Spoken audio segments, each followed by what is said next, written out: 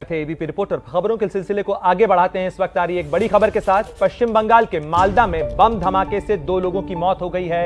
एक शख्स गंभीर रूप से घायल हुआ है, जख्मी हुआ है। गोपालपुर के मानिक चौक इलाके में धमाके में घायल व्यक्ति को मालदा मेडिकल कॉलेज में भर्ती कराया गया है।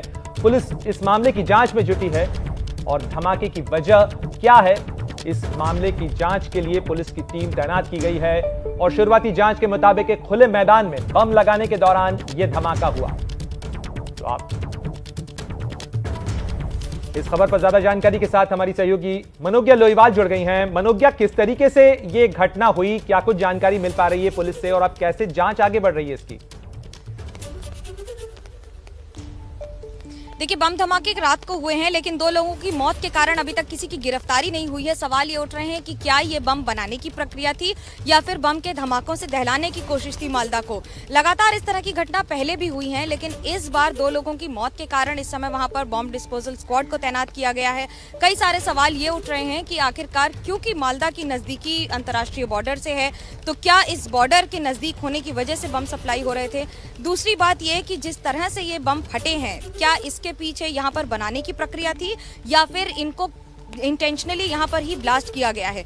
2 लोगों की मौत के बाद राज्य प्रशासन हरकत में आया है और इस समय जांच के आदेश भी दे दिए गए हैं। मनोज्ञा, पश्चिम बंगाल से ही जुड़ा हुआ बिहार है, फुलवारी शरीफ में भी साजिश सामने आई है, तो क्या इस एंगल से भी जांच होगी? क्या पश्चिम बंगाल पुलिस जो अन्य राज्य हैं या एनआईए है उसके साथ भी संपर्क में है, जो नेशनल एजेंसीज हैं उनके साथ?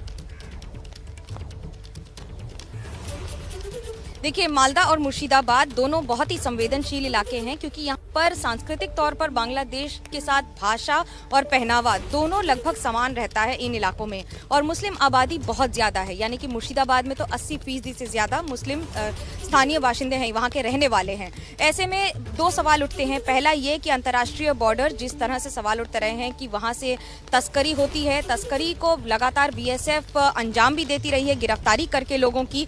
लेकिन इस समय दूसरा बड़ा सवाल ये कि क्या इनके तार कहीं और भी जुड़े हैं, इस पर भी फिलहाल जांच हो रही है। इस तमाम जानकारी के लिए बहुत शुक्रिया आपका। और जिस तरीके से मनोज्ञा आपको बता रही थी कि मालदा के इलाके में संवेदनशील इलाका है और ऐसे में बम धमाके में 2 लोगों की मौत निश्चित रूप से ये बताती है कि किस तरीके से इसके पीछे बड़ी साजिश भी हो सकती है।